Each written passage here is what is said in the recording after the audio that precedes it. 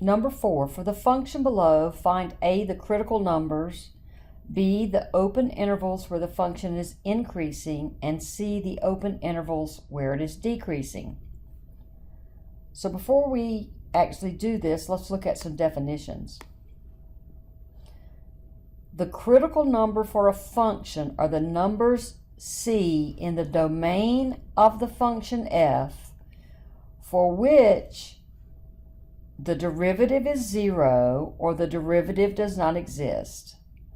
A critical point is a point whose x-coordinate is the critical number C and the y-coordinate is f of C.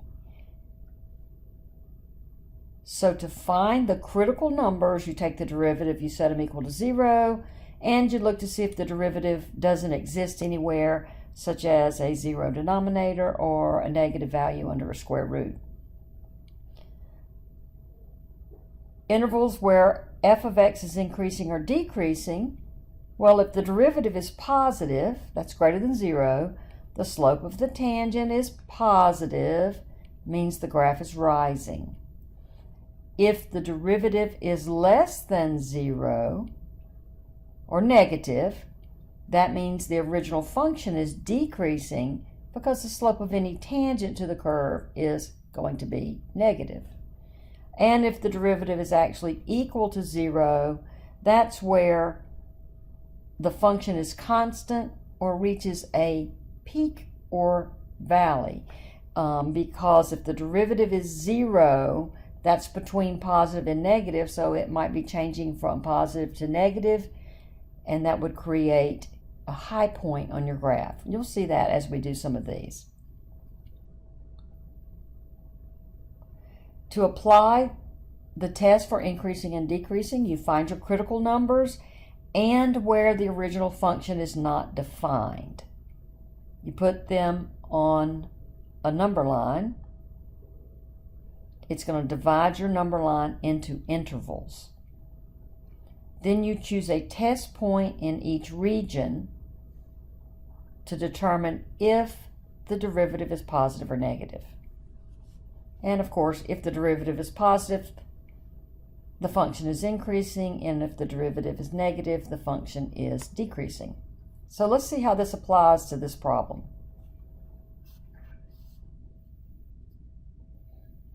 We have a function, f of x, 2.5 plus 2.6x minus 0.3 x squared. Notice this function is always defined because it's a polynomial function. Let's look at f prime of x. The derivative of a constant is 0. The derivative of a linear term is its coefficient, 2.6. And then now I need to use the power rule, 0.6x. The derivative is also defined everywhere for all values of x. So we're going to take our derivative, 2.6 minus 0.6x, and we're going to set it equal to 0. So if I move the 0.6x to the other side, 2.6 equals 0.6x, and I divide by 0.6, 0.6. They ask you to write this as a integer or as a fraction. So I'm just going to move my decimal points both one place to the right, and then I'm going to reduce that by 2/13/3. This is a repeating decimal if you divide 13 by 3, so they want the exact value, not a rounded value. So my only critical value is 13/3. So now I'm going to take my critical value, 13/3, and I'm going to write it on the number line, and it's divided my number line into two intervals. This side is from -infinity to 13/3, again, open intervals. And this side is from 13/3 to positive infinity. Now we need to know what the sign of the derivative is on each side of this critical value, that is, within each of these intervals. So let's take a look at our derivative again. It's 2.6 minus 0.6x. So f prime of x is 2.6 minus 0.6x. So I'm going to pick a point to the left of 13/3. I'm going to pick a 0 over here. And I'm going to pick a point to the right of 13/3, like 5. Now, you may need to look at this on your calculator. This is about 4.3. So you want to make sure you pick something that's clearly on the right of your critical value. So when I put in f prime of 0, that one's going to be easy because that's going to be 2.6, because this guy is going to be 0. Well, 2.6 is a positive number. That means the slope of the tangent is positive and the original function is increasing. Now, if I put a 5 in here, let's look at 0.6 times 5. 0.6 times 5 is 3. So if I do 2.6 minus 3, all right, so if I've got f prime of 5, that's 2.6 minus 0.6 times 5, which is 2.6 minus 3. That comes out to negative 0.4. So this side is negative. The slope of the tangent is negative. That means the original function is decreasing. So now I can answer my questions. It's increasing from negative infinity to 13/3, and it's decreasing from 13/3 to positive infinity.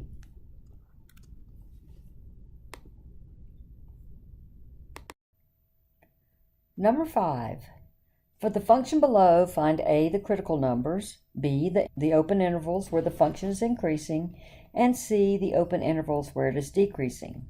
The function is f of x equals 4x cubed minus 27x squared minus 336x plus 3. It's a polynomial function, so it's always defined. And I promise you here, the algebra is more difficult than the calculus.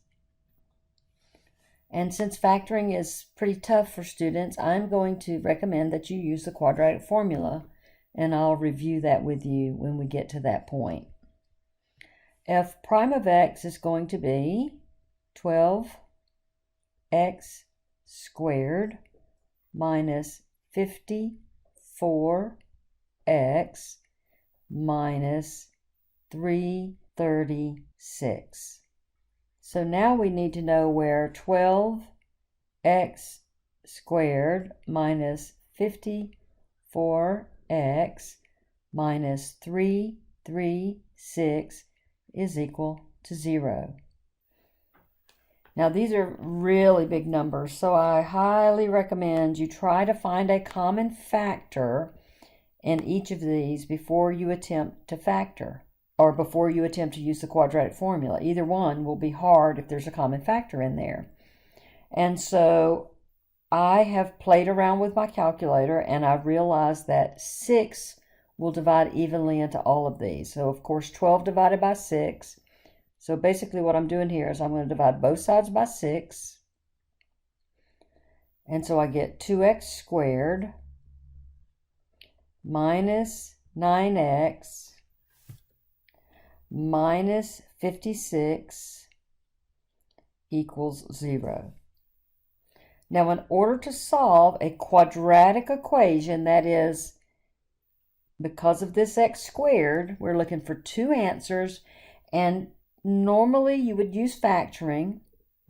And again, I'm not going to attempt to do a class on factoring because I think that that's going to be too much for you to learn in this short term.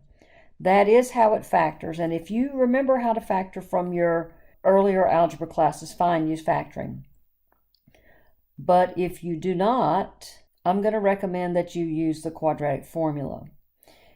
So you can memorize the quadratic formula much easier than you can learn to factoring in just such a short period. So x is equal to the opposite of b plus and minus the square root, b squared minus 4ac over 2a. So a is 2, b is -9, and c is -56. So x equals, the opposite of b would be 9, plus and minus square root. -9 squared would be 81. That number's always going to be positive, whether b is positive or negative. But this first part, the opposite of b, is just going to be the opposite of whatever the b value is. Minus 4 times 2 times -56. And all of that is to be divided by 2 times 2, which is 4. So we are going to have to clean this up. X is 9 plus or minus the square root of 81 plus, now this minus and this minus gives us this positive. So 4 times 2 times 56 is 448 all over 4. And so I've got 81 plus 448. That's 529. So it's 9 plus and minus the square root of 529 over 4.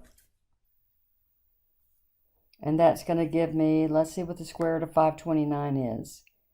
Let's see, 529 square root is 23.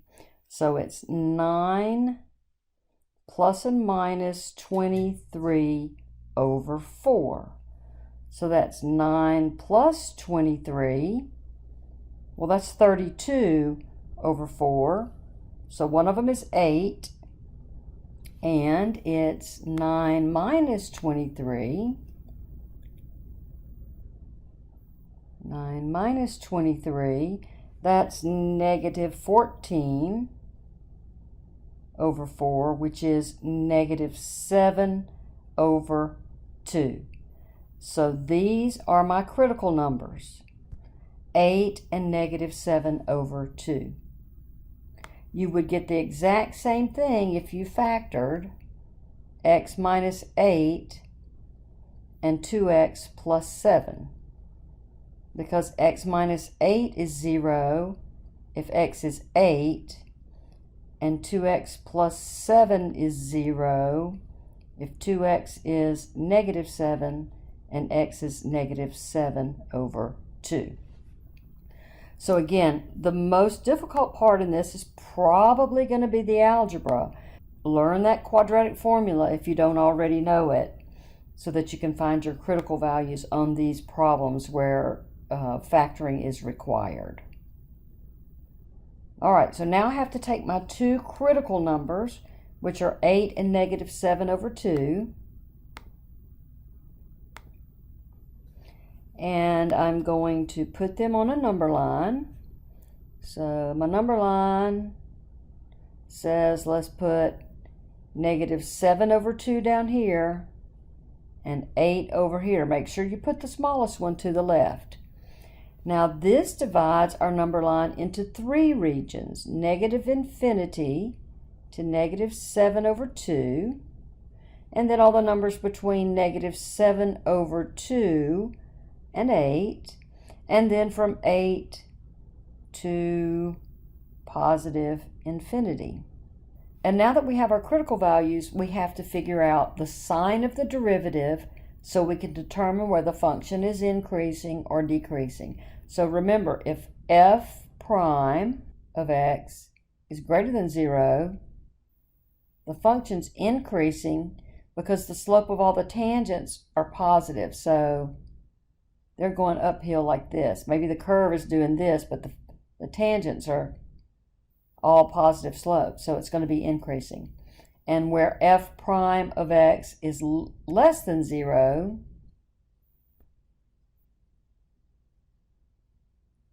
it's going to be decreasing. So this one's decreasing and this one's increasing. So we had to take our original derivative, 12x squared minus 56x minus 336, and we have to evaluate it for a number to the left of negative 7 over 2. Well, that's negative 3.5, so let's go with negative 4. In between this negative and positive is 0, and over here let's go with 10.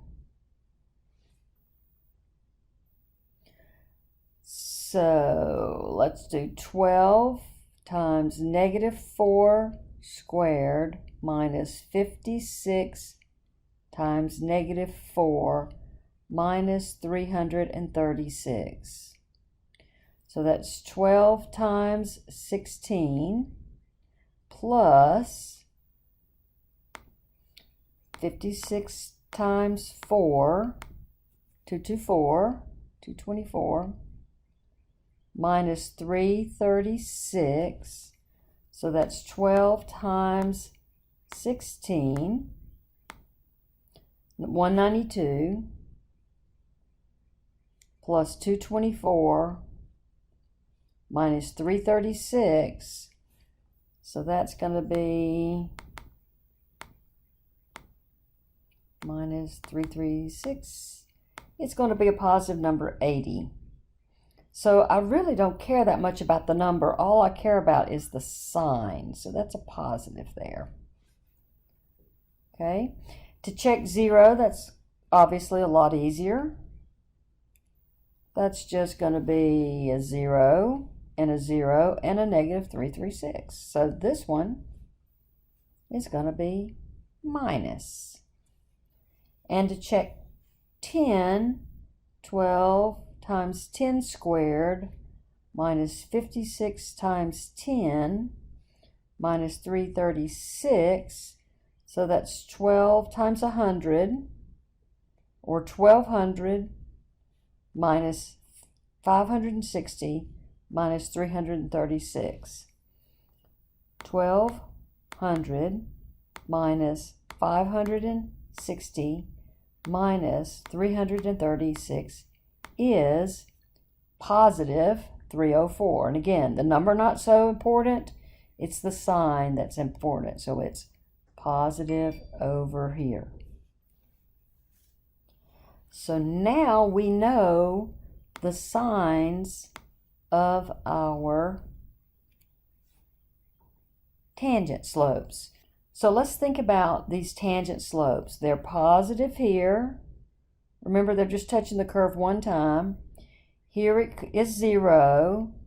It's negative here. Here it's 0. And it's positive here. So now you're starting to get a visual of what the actual curve looks like, because you know that the slopes of these tangents are doing this. So let's answer these questions. The critical numbers we found to be negative 7 over 2 and 8.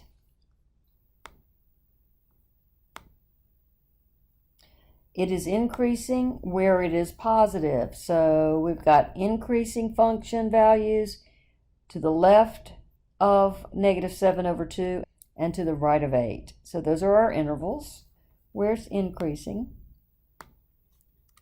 Negative infinity to negative 7 over 2, comma, 8 to positive infinity. And then we're decreasing in between because the derivative was negative in between. Negative 7 over 2 and 8.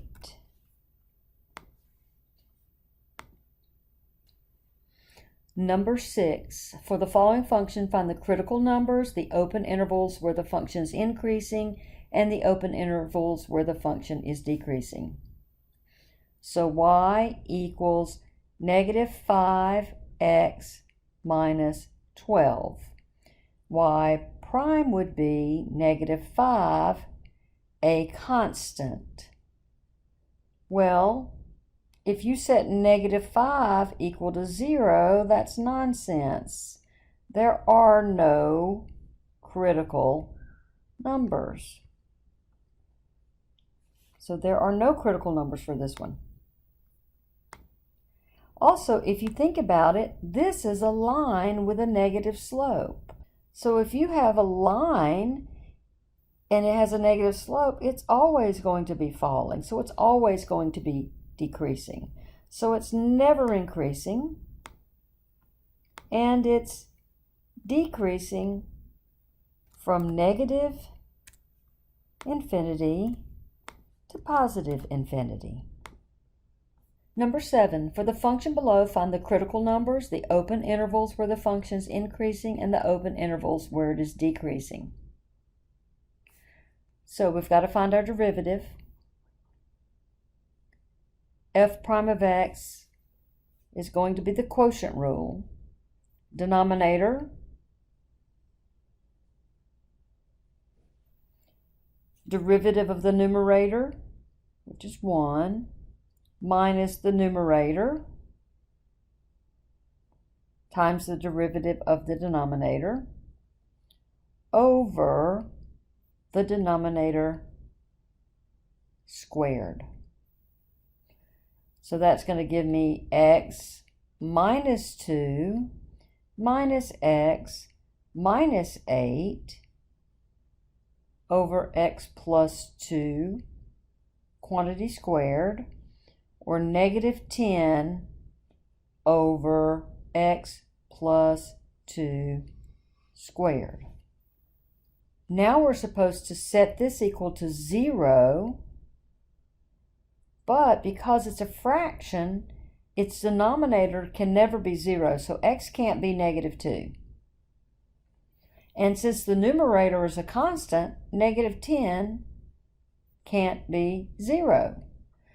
So this function has no critical numbers.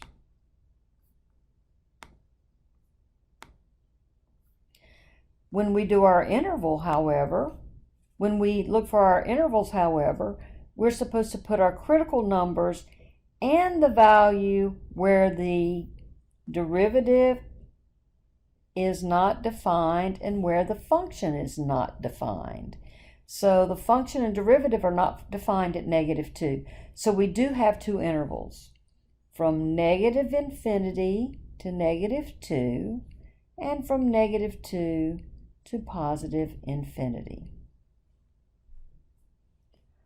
Now we need to check a number like negative 3 and 0 in the derivative to see whether it's increasing or decreasing. So look, we've got negative 10 over x plus 2 squared. Now you can actually plug the number in, but if you'll notice, this numerator is always negative, and this denominator is always positive, because when you square a number, it's always positive.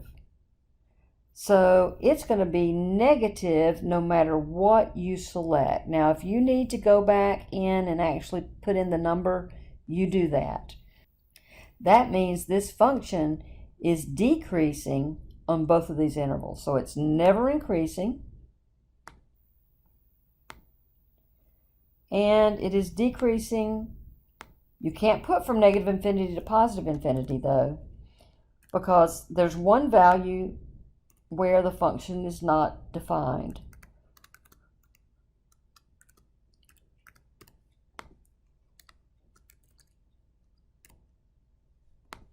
So the function is decreasing on negative infinity to negative 2 and from negative 2 to positive infinity. Number 8. For the function below, find the critical numbers, the open intervals where the function is increasing, and the open intervals where it is decreasing. This time we have a radical function, happens to be a square root function. Now, a square root function can never have a negative under the square root. But if you'll notice, if you square a number, it's always positive. So this function exists everywhere. There are no undefined spots on this function. We've got to take the derivative to find our critical numbers. We always write our square roots with a 1/2 power, and we use our power rule and our chain rule. Power times the base to the power minus 1, so 1/2 minus 1, times the derivative of the base, which is 2x in this case. So doing a little cleanup, that's going to be 1/2 x squared plus 9 to the negative 1/2 and 2x, and a negative exponent, the base gets moved to the denominator, so I end up with a 1 times 2x on the top and a 2 times the square root of x squared plus 9 in the denominator. I may reduce these two, so it's x over the square root of x squared plus 9. Once again, in general, the denominator can never equal 0. And this one's never 0 anyway, because this is always a positive number. But the numerator can be 0 if x is 0. And so that's our critical number, because that's where our derivative is 0. So once again, we have two open intervals, negative infinity to 0 and 0 to infinity, and we just have to determine the sign of these to decide if we have an increasing or decreasing function in that interval. So if I pick a number to the left of 0, like negative 10, and a number to the right, like positive 10, I get negative 10 over the square root of negative 10 squared plus 9. Well, that's going to be a negative over a positive, so this one's going to be negative. The function is decreasing. Over here, if I pick positive 10, I'm going to get 10 over the square root of 10 squared plus 9. That's going to be a positive, so the original function is increasing. So our critical numbers were only the value 0. We said it is increasing where it's positive, where the derivative is positive, and that was from 0 to positive infinity. And it was decreasing from negative infinity to 0.